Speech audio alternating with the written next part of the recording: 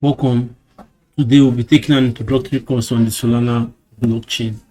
I believe we've heard about Solana, we know about blockchain. So we're talking about a few details about the Solana blockchain. So we'll be learning about the Solana account model, a distinguishing feature of Solana blockchain. We learn about types of accounts, we learn how the account model works and the structure of an account. We also learn about transactions and instruction on Solana blockchain. Learn about PDAs, program device addresses, program drive addresses. We also learn about the SVM, how it's different from the EVMs, and also how the SVM had better features that actually puts it over the EVM. And also we also have a coding exercise where we would practice stuff we learned from today's class. So stay tuned and be there till the end of the section.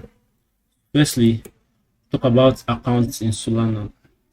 Everybody talks about accounts in Solana. I have an account, I have this. So basically accounts are, first, anything in Solana is an account. Everything you see out there, the address, the program, the variables, everything you see in Solana is an account. An account is just a storage bucket. You can think of it as an object. It has a key value manner where the key is the address while the value is the account information. If you view, let me show you a picture from the Solana official documentation. You can see it. An individual account having an address as the key and a value of account information. So here are other messages about the account. You can see accounts can store up to 10 megabytes of data, which can consist of either executable program code or program state. And also accounts require a rent in deposit. We'll talk about that in coming lessons. And every account has an owner and more information about accounts. So move to types of accounts. Or first of all, talk about components of an account. Now it's a picture of public key being the address of an account. As I stated before, accounts have a maximum size of 10 megabytes, and every data stored on the accounts in Solana follows a particular structure. Now this is the structure. An account comprises of the data, the executable, LAN ports, and owner, where data is basically the state of an account. If it's a variable, it contains the content of that variable. If it's a program, it contains the code. So data is basically the state of that particular account. Then we have executable. This is a flag that indicates if the account is a program. So if it's a program, this executable flag would be true. If it's just a regular account storing data, to just be false. Then we have LAN ports. LAN ports is a numeric representation of the account balance. Is the smallest unit of SOL. In the blockchain does not recognize SOL. What it recognizes is LAN ports. So one LAN port or one SOL is equal to 1 billion LAN ports.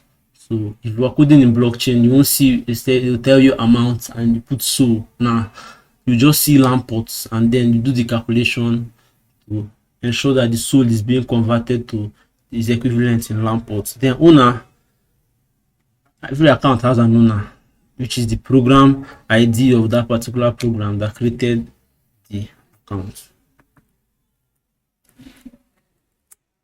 So I talked about this already, the contents of an account. Now moving to types of accounts. For a basic level, we'll just talk about the program and data accounts. But if I was to be more detailed in my teaching, I would first of all talk about system programs, then talk about custom programs. But today I'll just be talking on program accounts and data accounts. Now, what are program accounts? Every day you hear of smart contracts. In Solana we call them programs, even if they still equate to smart contracts. So program is basically a regular code. See the raw code they write there that actually does something.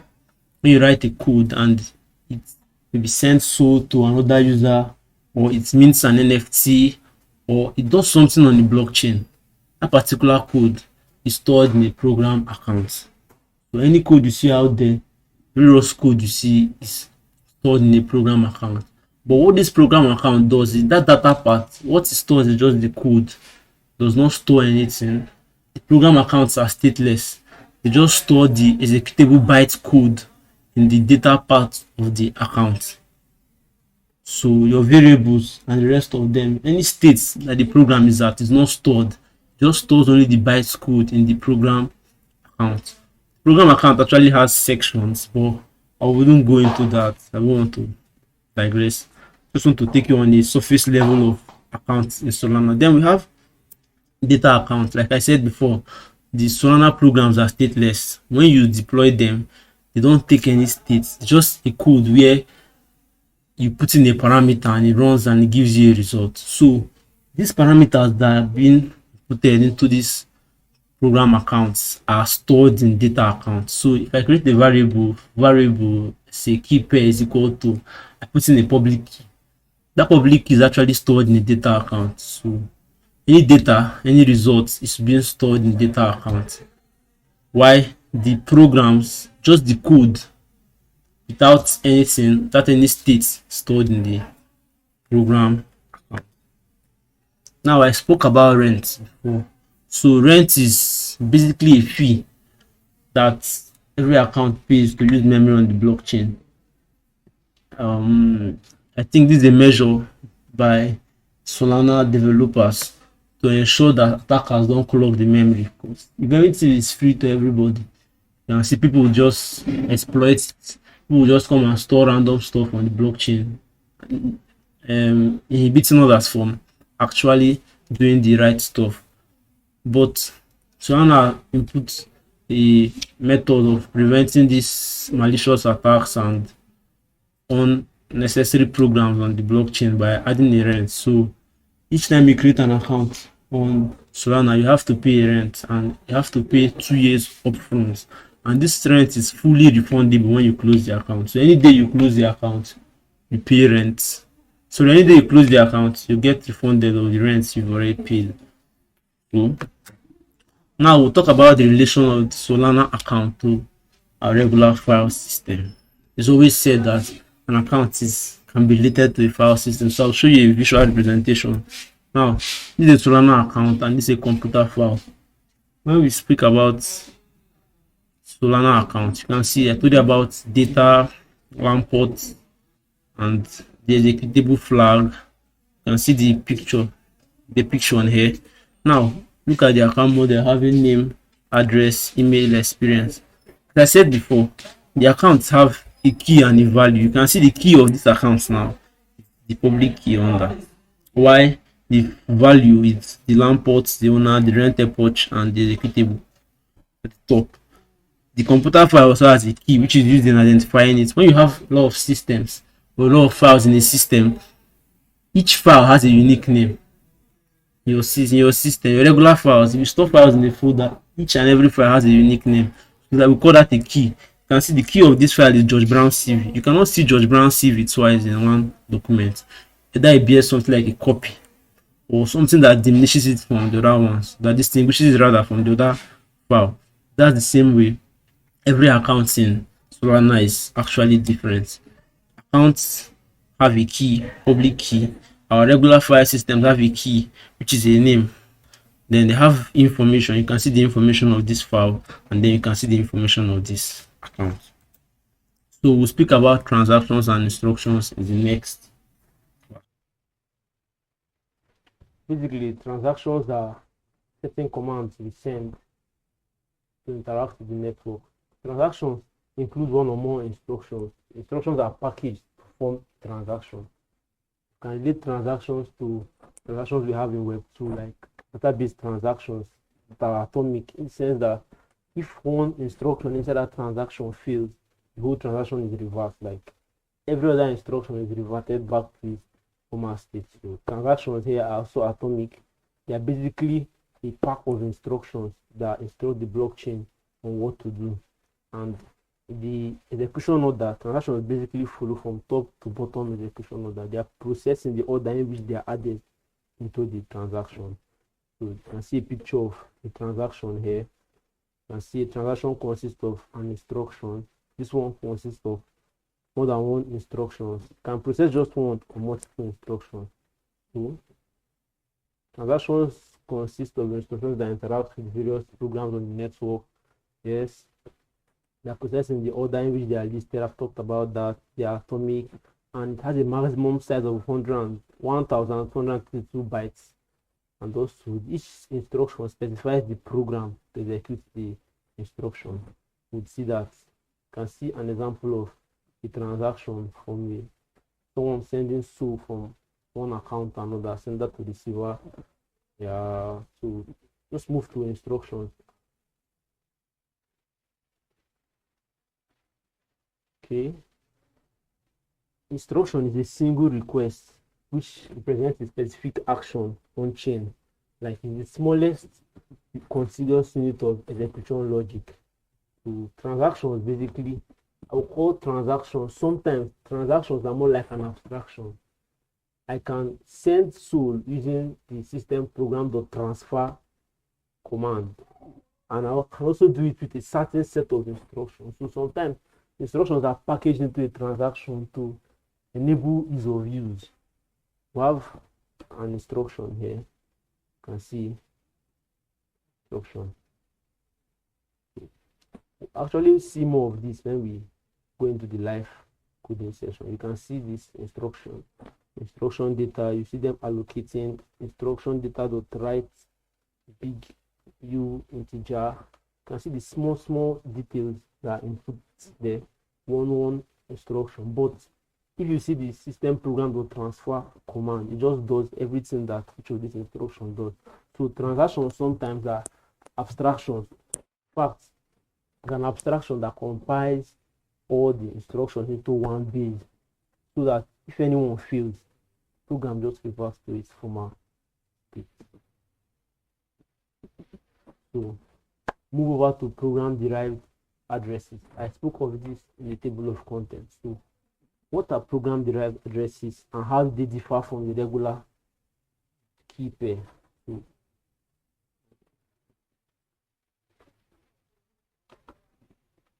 program derived addresses provide developers with deterministic account addresses.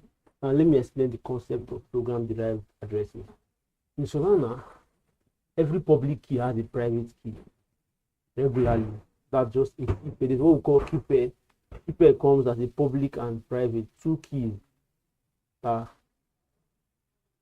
that interact with each other. The private is for signing certain information.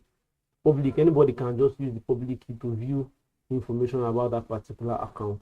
So there are certain use cases where the public and the private key would actually have some issues.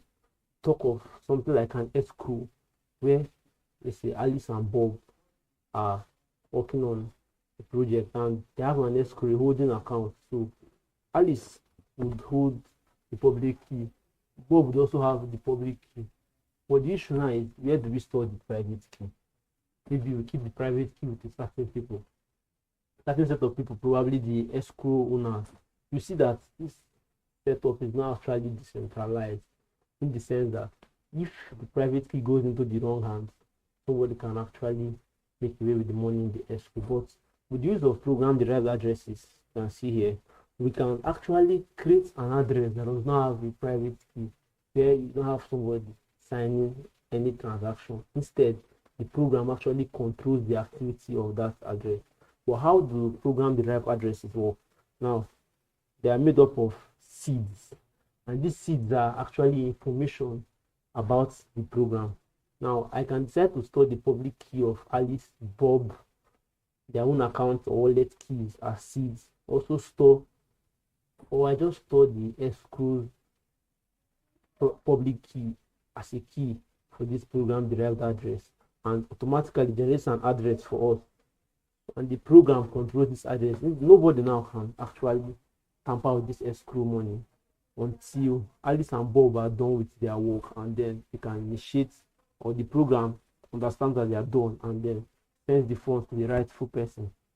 Program addresses actually give us a way to determine an address using seeds, and they don't have private IDs, or sorry, they don't have private keys that are used to sign. So the program controls the seeds. They are programmatically signed for by the program. You can see. Now we're speaking about SVM versus EVM. SVM stands for the Solana Virtual Machine. This is where all the programs, smart contracts deployed on Solana blockchain are actually run, while the EVM stands for the Ethereum Virtual Machine. Smart contracts on the Ethereum blockchain are deployed on this Ethereum Virtual Machine. So to compare or contrast and see the differences between these two virtual machines and see why we should use one over the other, or see why Solana actually thrives in this scenario more than the Ethereum Virtual Machine. Now, the first difference is the transaction processing model. The SVM employs a parallel processing model, allowing multiple transactions to be executed simultaneously, which enhances throughput and reduces latency, while the EVM processes transactions sequentially, potentially leading to congestion during periods of high network abuse. I can liken this to the asynchronous nature of JavaScript, where we can actually run things in different. But let me show you something. Now, this is a picture of how the EVM processes their transactions. You can see each transaction here is executed one by one. So let's assume we have like 30,000 transactions. You will see that some transactions will have to wait. But in the Solana virtual machine depicted here, you see SVM processes transactions simultaneously, more like creating different threads for these transactions, thereby enhancing what speed. This is how the Solana virtual machine actually passes the Ethereum on speed. You see why this SVM is always said to be faster. You can see executed simultaneously. So it does not run as a single threaded environment. It runs multi-threaded. Just creates different threads for these transactions, and these transactions are run simultaneously. We have language choice. So the SVM basically uses Rust, while the EVM uses Solidity language. Now, deployment and execution. The smart contracts on the SVM are executed independently by each validator, enabling more efficient network operations. Meanwhile, the EVM has to wait for all the nodes to reach a consensus. So you can see why the SVM is actually faster.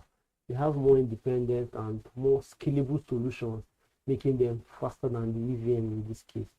And we also have our consensus mechanism. Initially, the Ethereum used a proof of work consensus model before they switched to a proof of stake. But here in Solana, we use the proof of history and also the proof of stake consensus model alongside with the Tower BFF. We'll talk about that in further lessons. We'll learn about more advanced details about the Solana virtual machine and about the Solana blockchain. So welcome back. We'll be having a quick live session where we transfer SOL from one address to the other using TypeScript. So ensure you have Solana client installed. Let's check. I have Solana installed. Check for TypeScript as well. I have TypeScript installed. So I have an account on this, or an address in this system. Wallet I'll have so long, so I'll check for that wallet.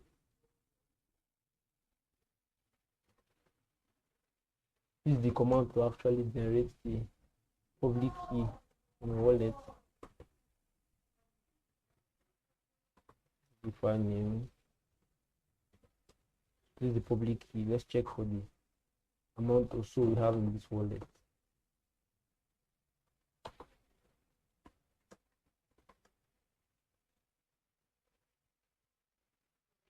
We have 5 SOL in this wallet, and we'll transfer 5 SOL from this wallet or to this particular wallet. We'll just transfer a SOL from there to this in the wallet from Switch PG I have. So one account is supposed to be increasing and one decreasing. We'll actually see if that works. Now let's create our TypeScript folder. Into my desktop that we are actually storing that.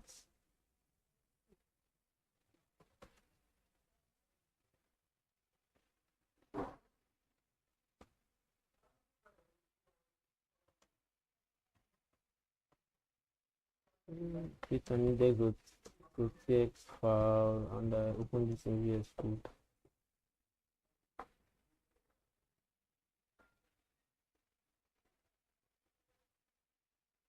If you trust the author, yeah, I do.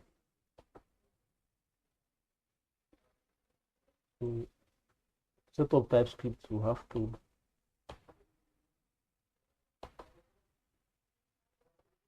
npx tsc-init. Create a config.json file for TypeScript, and we also install Solana Web 3.js in the client part of Solana that we use to interact with the blockchain. So install this. So our config file has been generated. Then we'll move over to importing necessary modules for this. We have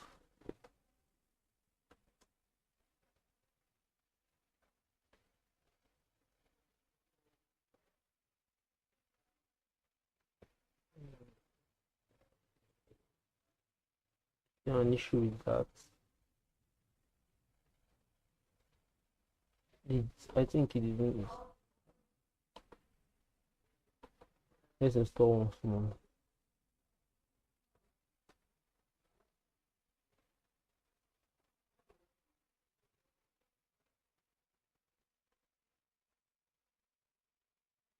There's an issue in installing that. Okay.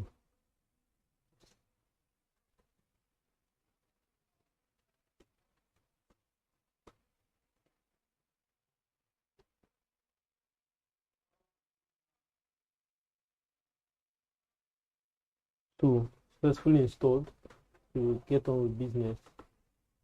We will import the connection, import the key pair, import the LAN ports password, import the public key, import the transaction, also import the system program. I want to talk about this.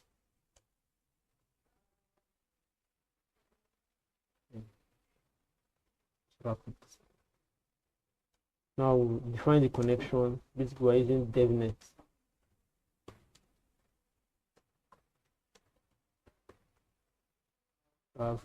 Yes.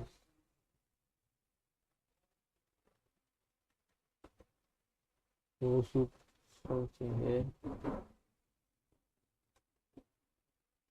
Okay, here where we import the secret key, which will be used to sign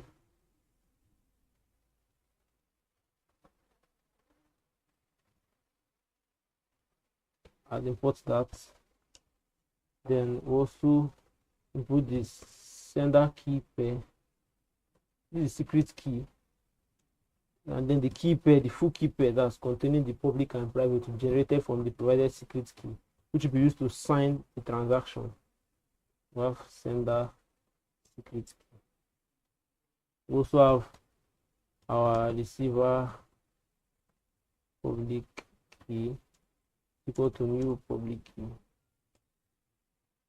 We also have the public key in here, and then the amount. By using one tool, we have our transaction.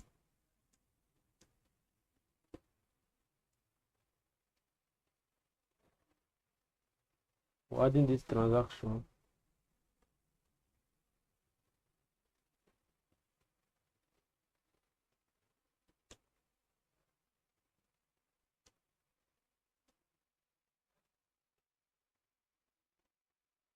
We also have to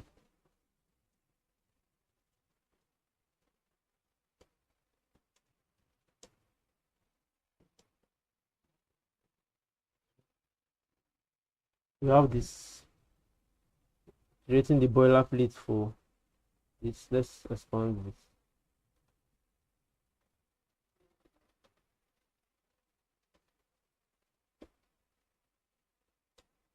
And we have the function that runs it, create an arrow function across itself,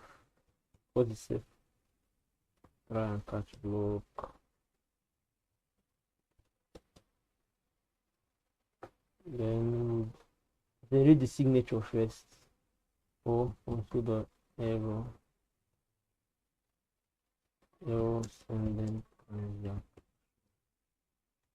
What's happening over there? I think I can see reds.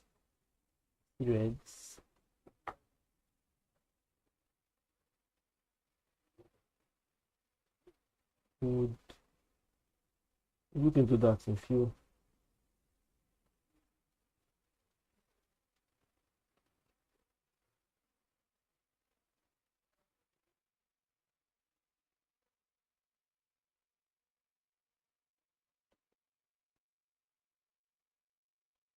Okay, let's finish with this block. I'll come back to that on signature.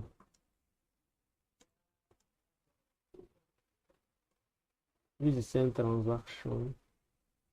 Even if it's deprecated, for the sake of this, I'll be using it. Transaction. The keeper, an array. We'll show you how the keeper looks like. So this is the value. So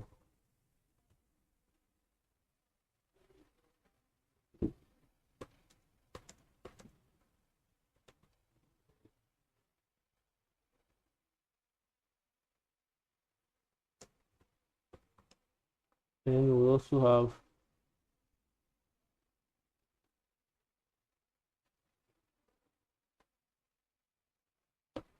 probably having reds everywhere.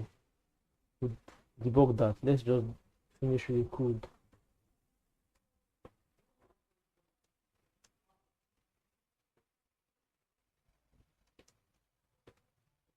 Let's confirm the transaction with this command.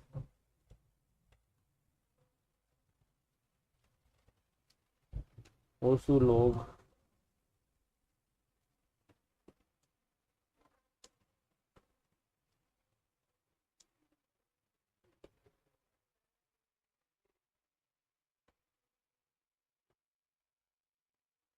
Now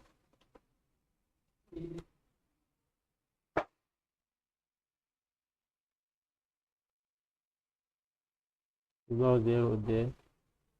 Sorry, I don't have Prettier installed. It's actually a new system.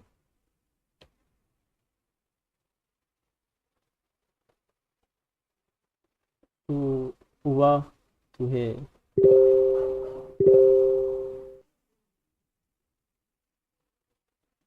The error.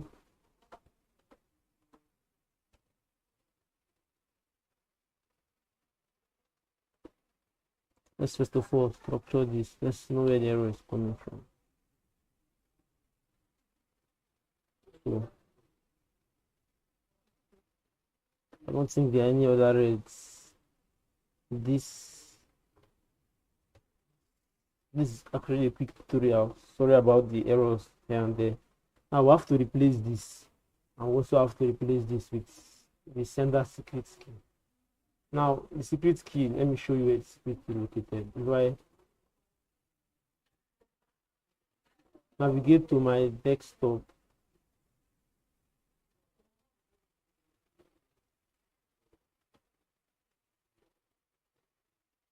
I said I have the wallet.key here. Now open it up in my text editor.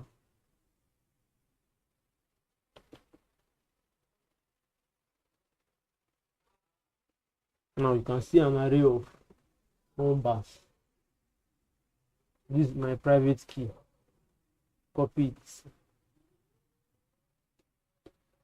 And I paste it here, replacing this empty array. Paste it here. Now the new public key, which is the one from this. How do we copy this? Okay. Let's simulate. Copy it from here.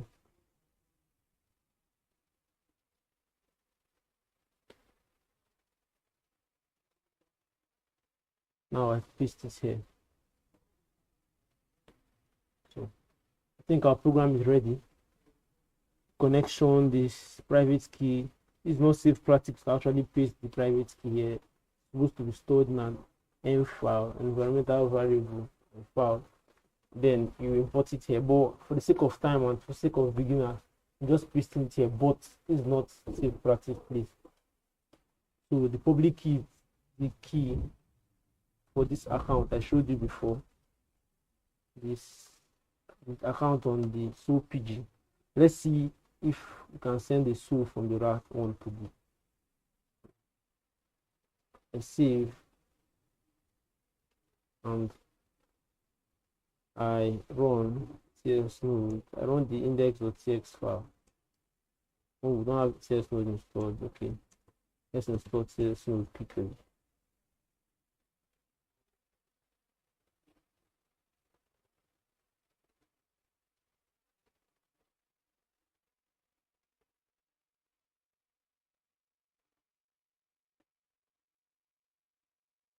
Again.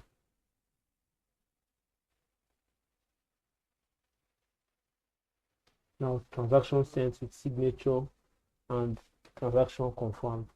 Now let's confirm from Sol PG. Let's see if the Sol is added to the existing amount there. Now you can see transaction. You can see 6 Sol. It was 5 initially, and now it's 6. If we go back to this terminal, go back to our terminal and let's check the balance of this now. Let's see, 1 Sol has dropped for 0.0005 Sol. That's the gas fee. So basically you can see how we transferred Sol from this address to this address. Forget the Rigo and everything, we still achieved our purpose or still achieved our task. So that's how we transfer Sol. I'd love to see you in further videos. Thank you.